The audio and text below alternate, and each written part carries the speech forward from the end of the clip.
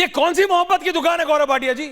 सुशील जी आ रहा हूं, BJP wanted to briefly respond, मैं आ रहा हूं, आप ही करेंगे इस पर डिटेल में, मैं आ रहा हूं। BJP wanted to briefly respond to Samajwadi Party. Gaurav Bhatia ji, ये कौन सी मोहब्बत की दुकान है?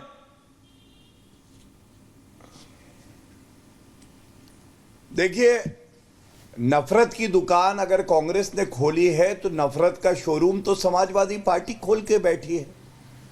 सपा के प्रवक्ता के मुख से एक वाक्य निकला, वो वाक्य है, मेहनत कश लोग अपना हिस्सा मांग रहे हैं। तो मैं ये कहूंगा, उत्तर प्रदेश के जितने पिछड़े लोग हैं ना, वो भी अपना हिस्सा मांग रहे हैं समाजवादी पार्टी से भी। वो कह रहे हैं, जब से आपकी पार्टी बनी है, कोई यादव परिवार के बाहर का सदस्य आपने पिछड़े समाज से हो, अध्यक्ष क्यों नहीं बनाया? पहली बात, इसका उत्तर जरूर दे के जाइएगा, घबराइएगा नहीं, मैं अपना समय आपको दूंगा। दूसरी बात, 2004 से 2014 समाजवादी पार्टी हिस्सा थी यूपीए का। 2011 में कास्ट सेंसस हुआ, डेटा रिलीज नहीं हुआ। मैं ये जानना चाहता हूं, समाजवादी पार्टी जब हिस्सा थी तो उन्होंने क्यों नहीं बोला कांग्रेस से यूपीए में कि भाई ये कास्ट सेंसस जो है, आप इसका सारा डेटा जारी कर दीजिए? ये भी नहीं बताएंगे। तीसरी बात, आप याद करिए, अभी संसद का सत्र चल रहा था ऐश्वर्या जी, और अखिलेश यादव से उनको लगा किसी ने उनकी जात पूछ ली है, तो वो भड़क गए। क्या है, मेरी जात कैसे पूछी तूने? मेरी जात कैसे पूछी?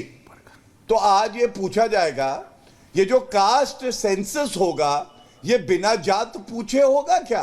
और अगर आपकी जात किसी ने पूछ ली तो आपको मिर्ची लग गई, लेकिन सबकी जात क्या है बताओ? और ऐश्वर्या जी, बाकी तो छोड़िए, मीडिया के पत्रकारों की जात ये लोग पूछ लेते हैं। मीडिया छोड़िए, ये जब भारत की ऑर्गेनाइजेशन, जब रेलवेज और आर्मी को नहीं छोड़ा, तो नहीं Gaurav ji, I understand your point, लेकिन नहीं मैं आऊंगा, लेकिन ये 1 वर्सेस 1 हो जाएगा। ओके, तो ये क्या टाइम नहीं देश देख रहे हैं, आपको भी दिया मैंने बाकायदा, आपसे 3 बार सवाल पूछा। सुशील पंडित जी नहीं बोले, सतीश जी, विजय जी, कोई नहीं बोला। आदिल भाई आ रहा हूं, रिलैक्स। सुशील पंडित जी, ये कौन बोलता है सर? ये बॉर्डर पार की भाषा नहीं है क्या? एम आई रॉन्ग कि कश्मीर ओनली फॉर कश्मीरीज, बाकी सब बाहरी? और समाजवादी पार्टी के प्रवक्ता जो पूर्व पत्रकार भी है, take him as a very senior leader, Bhati ji कह रहे हैं सब तो बाहरी हैं, स्टेट क्यों बनाए हैं, डिस्ट्रिक्ट क्यों बनाए हैं? सुशील पंडित जी। धन्यवाद ऐश्वर्या जी, मेरे सभी को पैनलिस्ट को और आपके दर्शकों को नमस्कार। ये वो व्यक्ति पूछ रहा है जिसे ये जवाब देना भारी पड़ जाएगा कि वायनाड में वो भीतरी है या बाहरी है, और भारत में उनकी माताजी भीतरी हैं या बाहरी हैं। अब ये जो प्रियंका जी लड़ेंगी वहां से, वो भीतरी होंगी या बाहरी होंगी? मतलब ये कमाल है, ये कौन सा तर्क लेकर के आए हैं, और ये कैसी हताशा है, ये कैसी छटपटाहट है। सत्ता के बाहर रहते हुए वो कोई भी तर्क हथियार की तरह इस्तेमाल करेंगे। राजनीति में समझ आता है कि चलिए सत्ता के लिए आप केन प्रकारेण कुछ करें, लेकिन कुछ मर्यादाएं होती हैं। आप देश को इस तरह बांटेंगे, उत्तर प्रदेश में क्या मुंह दिखाएंगे जाकर के जब वहां वोट मांगेंगे? उनसे पूछा जाएगा ना कि यही उत्तर प्रदेश के बेटों को आपने बाकी देश में बाहरी बता दिया, तो फिर आप किस मुंह से शिवसेना का तिरस्कार करते हैं जब वो वहां यूपी के और बिहार के लोगों को भगाते हैं, रोजगार करने से रोकते हैं? मतलब ये किस किस तरह का पाखंड चल रहा है। तो इस तरह के, अब मुझे भाटी जी की बात बड़ी अजीब लगी। इन्होंने किसी फिल्म का गाना बता दिया हमको कि हम अपना अपना हक मांगेंगे, पूरी की पूरी दुनिया मांगेंगे। ये सैफई महोत्सव में ये पूरी की पूरी दुनिया बट रही थी क्या? भाटी जी को लाई होने। और जब से सत्ता गई, सैफई में महोत्सव क्यों नहीं हुआ? लोग पान खाने हेलीकॉप्टर से जाते थे, किसके पैसे खर्च होते थे? वो दुनिया को हक बांटने के लिए होता था। ये सत्ता में रहते हुए भोंडापन और सत्ता के बाहर रहते हुए 10-10 तरह के उपदेश, ये शोभा नहीं देता है। ये दो मुही बातें हैं, ये दोगला आचरण है। आज राजनीति सिद्धांतों से ऐसी विहीन हो गई है कि आप अपने साथी को बचाने के लिए कैसा भी तर्क कहीं से भी गढ़ देंगे और सत्ता में रहते हुए जो आपका आचरण है उस पर आवरण डालेंगे। कमाल है। और यही आपने कहा कि तेजस्वी यादव चुप है, अखिलेश यादव चुप है। क्यों नहीं चुप होंगे? उनके अपने गर्दनों पे इतना मैल है कि गिरेबान में झांकने लायक बात नहीं है। तो ये चोर चोर मौसेरे भाई एक दूसरे के बचाव में आते हैं।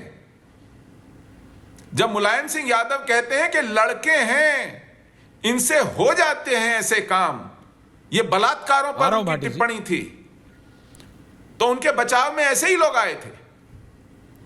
तो ये एक दूसरे का बचाव इसी तरह करते हैं क्योंकि इनकी साझी रोटियां हैं जो राजनीति में सिकनी है। ओके भाटी जी, ये सत्ता में अपनी रोटियां साझी सेकते हैं। अगर साथ नहीं रहे तो भूखे मर जाएंगे। सत्ता से 15 साल बाहर रहने की बात है अभी, राइट सर, और न जाने कितने वर्ष रहना पड़ेगा।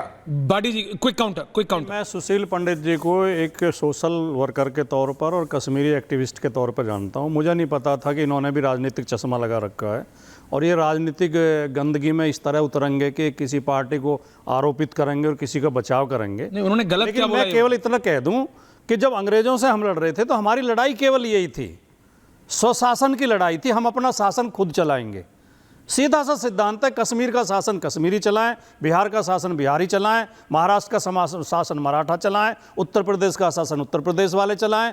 बाहरी व्यक्तियों को अगर थोपा जाएगा और एक स्टेट का शासन दूसरे स्टेट का आदमी चलाएगा तो वो गैर लोकतांत्रिक है।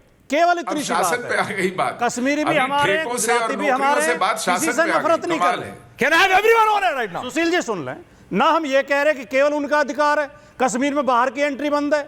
पहला अधिकार उनका है, पहला अधिकार उस स्टेट का है, उस स्टेट के नागरिक का है। नहीं तो ये बताइए, पर शासन पे और लोकतंत्र पे। गौरव जी सुना आपने अभी क्या कहा भाटी जी? आप अपने स्वार्थों में अच्छा, मैं आपको दूसरे लोगों को बैठा के बाहर के लोगों से आ रहा हूं सतीश जी, आ रहा हूं। तो ये आपत्तिजनक है। ऐश्वर्या एक तथ्य देना इतनी चाहता हूं। सीधी सी बात आपकी समझ में नहीं आ रही।